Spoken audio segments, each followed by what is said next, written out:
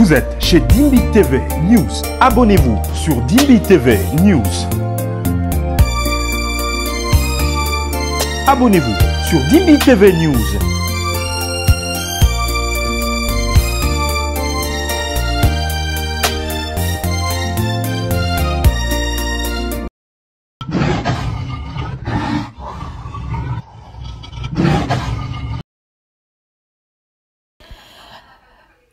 Bonjour chevaux, bienvenue sur Dimbi TV News. Si tu es là pour la première fois, abonne-toi sur Dimbi TV News pour ne rien rater de nos prochaines publications. Je vous ai apporté la vidéo d'un pasteur qui s'est fait manger par un lion. Est-ce que cela est vrai? Bien-aimés dans le Seigneur, découvrons ensemble. Regardez la vidéo du début jusqu'à la fin. Merci de commenter, de liker, de partager. Vous voyez le pasteur que j'ai mis sur l'écran. Ce pasteur, c'est un pasteur très célèbre au Nigeria. C'est un pasteur très célèbre. Et à l'heure où je vous parle actuellement, il est mort. Et qu'est-ce qui s'est passé? Un matin, ce pasteur s'est réveillé et il a dit à ses fidèles que ce conseil, il a reçu les pouvoirs spirituels. Dieu lui a confié, ou bien Dieu lui a conféré un pouvoir, un très grand pouvoir spirituel qui lui permet de défier tout sur cette terre. Genre, aucun phénomène ne peut lui arriver à la cheville. Et un bon matin comme ça, il a rassemblé tous ses fidèles et leur a dit d'aller au zoo. Là où on garde les animaux. Et ils sont partis là-bas et ils sont rentrés dans le zoo. Et il a dit au gardien d'ouvrir le grillage des lions, que lui va entrer et communiquer avec les lions. Et il a tellement insisté que le gardien a accepté. Du coup, le gardien lui a ouvert la porte, il est rentré et le gardien a refermé pour que les lions ne sortent pas. Et il a commencé à faire ces trucs, comme vous l'avez vu sur la vidéo tout à l'heure. Et arrivé à un moment, il a commencé à agresser les lions, genre, il défiait les lions, quoi. Il leur a présenté sa main et en disant aux lions de, si ils sont lions vraiment, ils n'ont qu'à le montrer,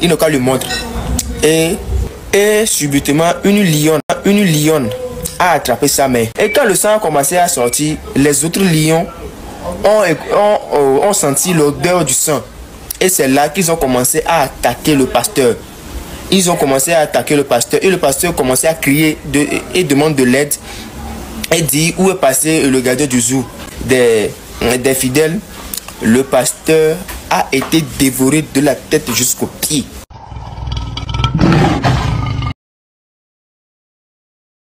Et cette fois-ci, on va faire un petit jeu de apprendre à développer notre discernement et apprendre aussi à faire attention aux informations qui nous sont partagées. Donc, ok, on sait que sur les réseaux sociaux, on a tout accès à partager l'information. Et des fois, on va se laisser aller, on va se dire, telle personne qu'on suit a beaucoup d'abonnés, donc ce qu'il partage doit être réel.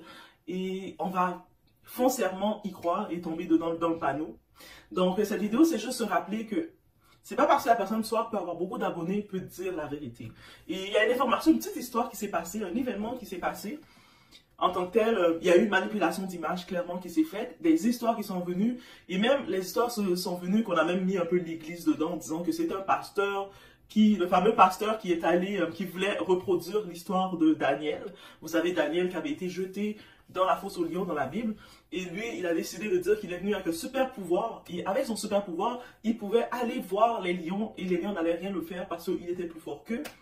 Et donc, il y a une photo qui montrait un homme, on le voit avec son costume, qui vient flatter les lions, qui vient jouer avec les lions, puis ils se sont dit, waouh, c'est vraiment, il y a un pasteur qui a fait ça. Et cette histoire, dans les temps, on a dit ça s'est fait quelque part au Nigeria. Et ça fait le tour de l'actualité. Je l'ai vu un peu quand je regardais sur la plateforme TikTok, je l'ai vu sur j'ai vu beaucoup de personnes en parler, le reprendre, et je me suis dit, j'ai fini de regarder autour, tout le monde en parlait, je me suis dit, on va regarder un peu plus de quoi il s'agit. On est chez la Doua, it's about everything.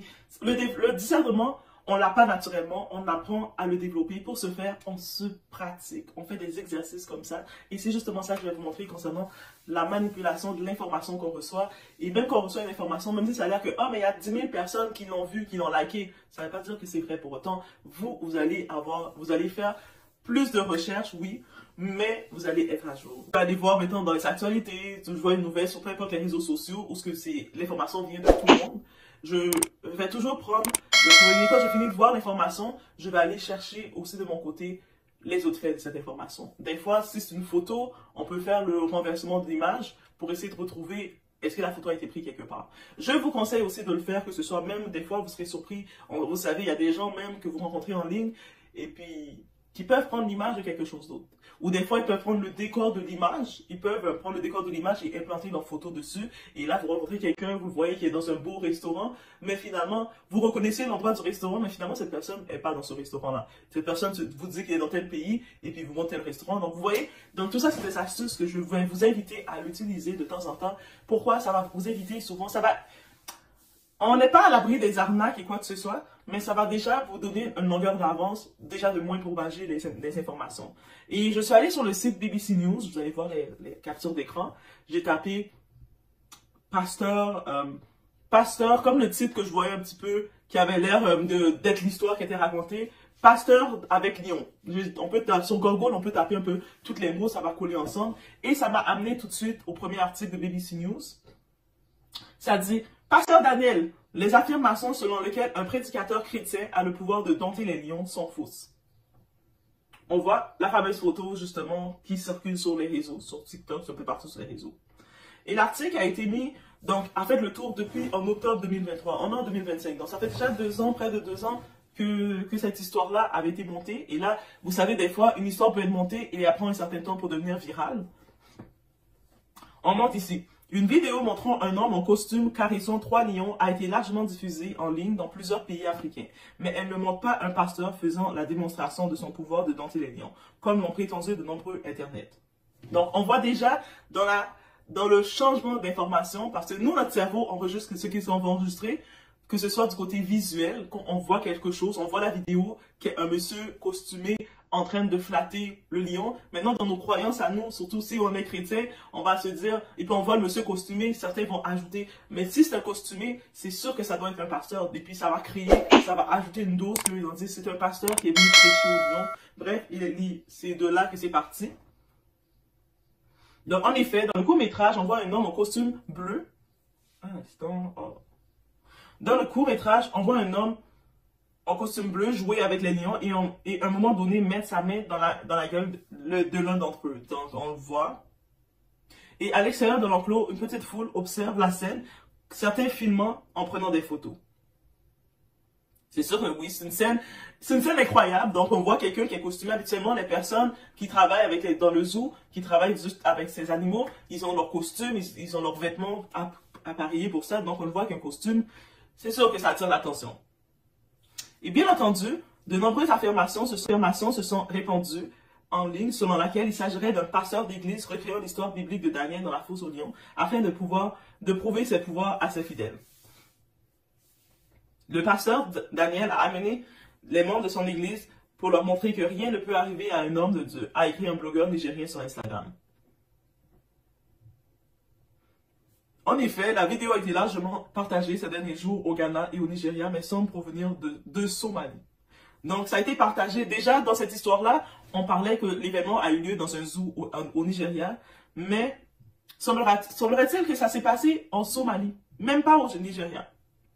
Donc, il y a ici, avec le fait qu'on a partagé la vidéo un peu partout, le monde commence à s'intéresser. Dites-vous, sur le net, tout le monde voit tout. Quand des fois vous voyez que vous êtes viral, vous pensez que c'est juste entre vous, dans votre quartier, que vous êtes viral. Non, tout le monde a accès à tout, tous différents types de personnes. Donc, justement, au Kenya, une chaîne de télévision locale a partagé la vidéo sur ses comptes de médias sociaux. Cela a attiré l'attention d'un membre du Parlement kenyan, Ronald Karuri, qui semble croire à l'histoire de Daniel et des lions. Je me porte volontaire pour l'amener au Masai Mara, parc national, tout frais payé. Nous cherchons les lions et ils pourraient se promener. Nous chercherons les lions et il pourra se promener avec eux, a-t-il posté sur X, anciennement Twitter.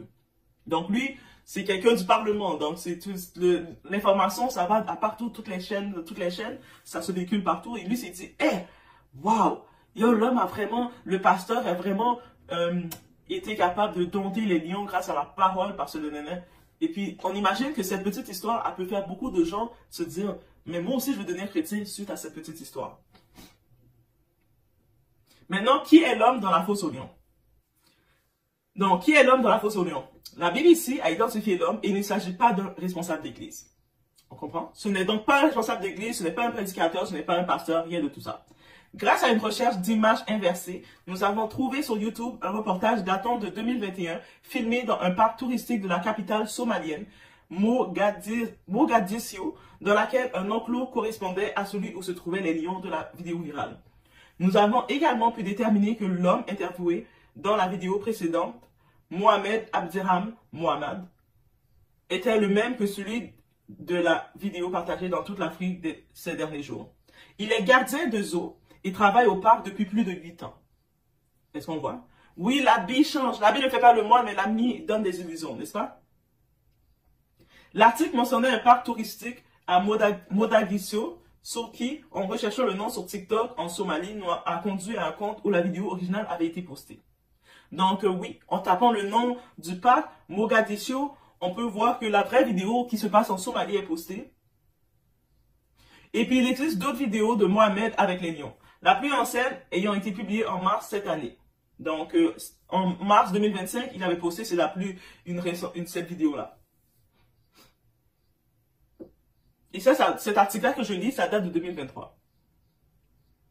Nous avons également retrouvé une page Facebook au nom du parc qui, en avril, présentait les lions comme une attraction disponible pendant l'Aïd, la fête musulmane, qui marque la fin du Ramadan.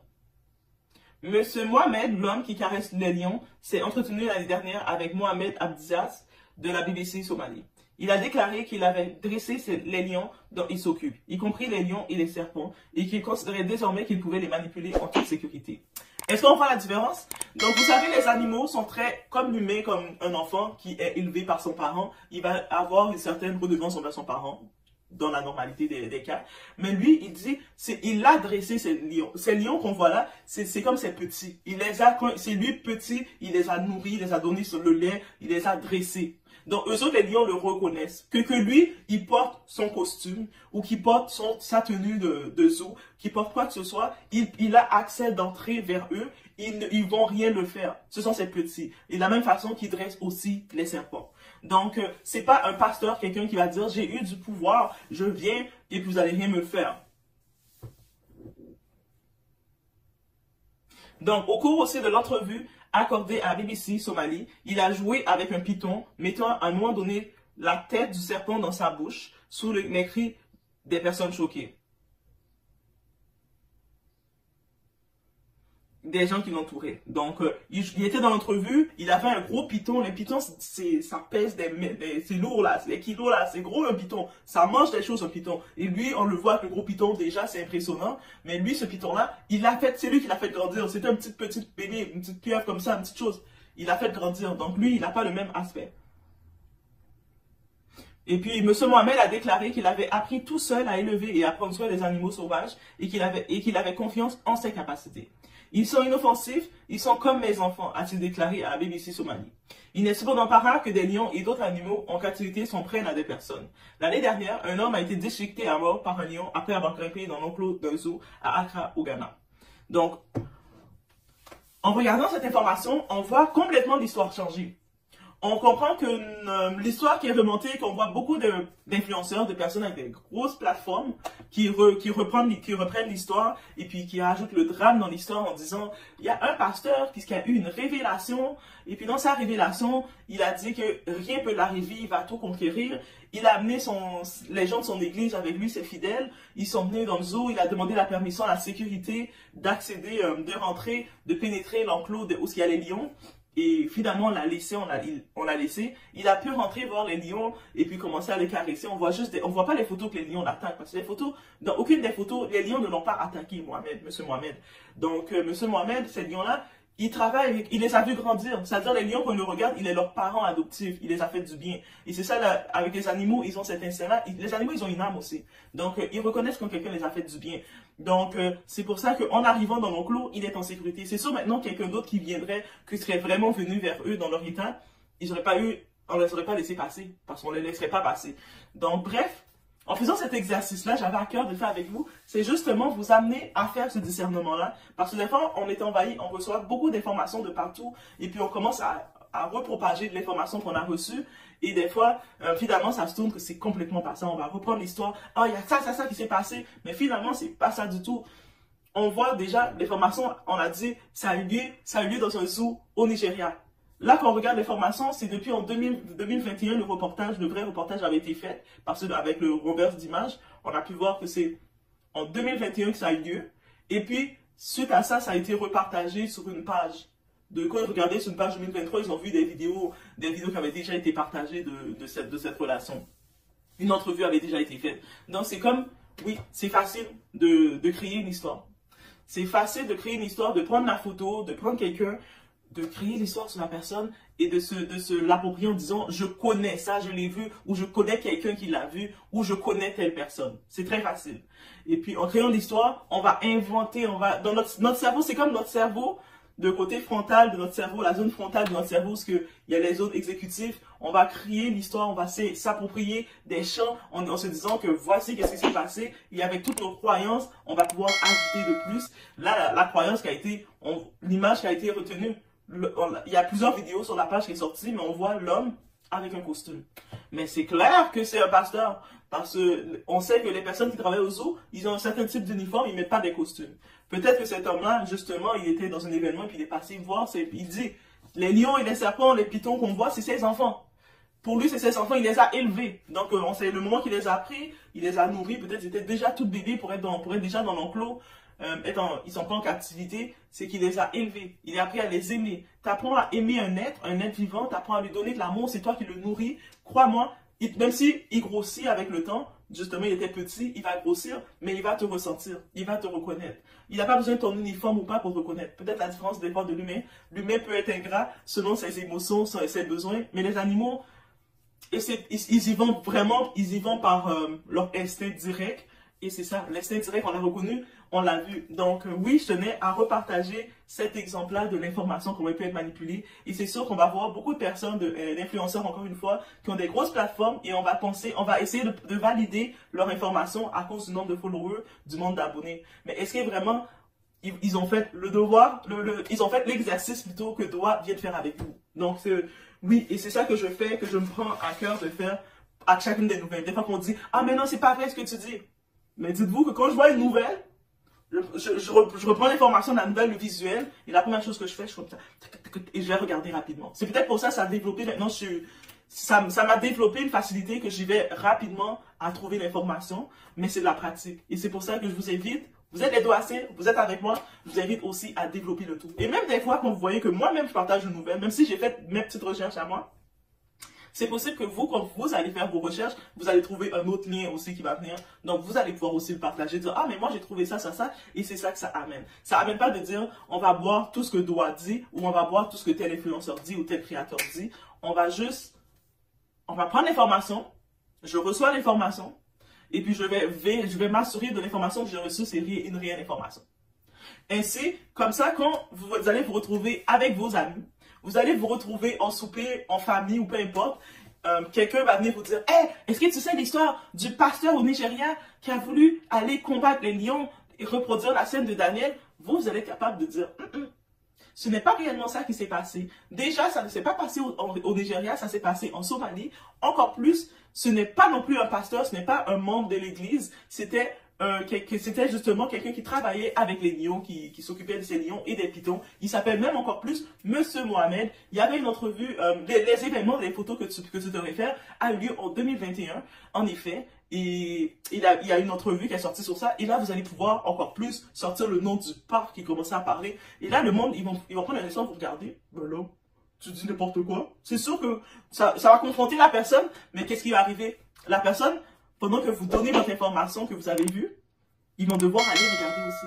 Et quand ils vont regarder, ils vont voir que vous avez la bonne information. Qu'est-ce que ça crée?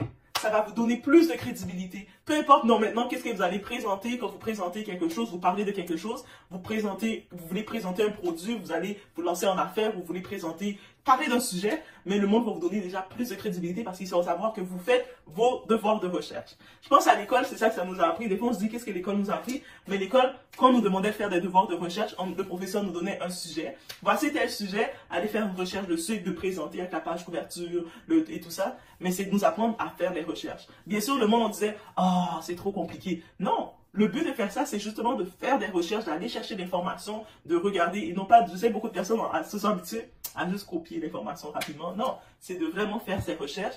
Comme ça, ça stimule notre discernement, ça stimule notre esprit d'analyse, notre esprit critique, à ne pas juste s'emprêter de fausses croyances et puis de rester dans les fausses croyances. On ferait vraiment ouvrir nos horizons, on reste pas dans une petite boîte. Ah, mais quelqu'un a dit ça, c'est telle personne qui a dit ça, elle a 10 000 followers, elle a 1 million de followers, c'est sûrement ça, et c'est beau, c'est tout. Doit peut-être à moins de followers, mais la différence, elle fait l'exercice de recherche qu'il faut faire. Et elle n'interprète pas non plus selon ce que le monde veut qu'on interprète. Quelqu'un va dire, ah, mais il y a ça, ça, ça. Non, elle fait vraiment sa recherche. Et puis c'est ça que doit vous inviter à faire, c'est-à-dire que je ne fais pas juste le faire moi-même, je vous partage comment le faire aussi. Est-ce que c'est pas beautiful? C'est-à-dire que en faisant ça, on va éviter de créer des fausses interprétations. De la même façon que des fois, vous allez voir quelqu'un qui va venir dire, ah, moi je connais Doua, elle est comme ça, comme ça. Mais après, maintenant, le facteur temps, c'est depuis quand que tu connais Doua, ok. C'est quoi votre réelle relation? Et puis là, finalement, tu vas te rendre compte que non, vraiment, je connais pas Doua. C'est comme j'ai aperçu de tel. Et il y aurait des aperçus, finalement, tu vas te rendre compte que je ne connais pas. Donc, ça va inviter des interprétations, d'aller dans des fausses croyances et de vivre avec des fausses croyances. Et puis après, mais quand tu te rends compte que toute ma vie, j'ai cru quelque chose et ce n'était pas ça, là, ça fait mal.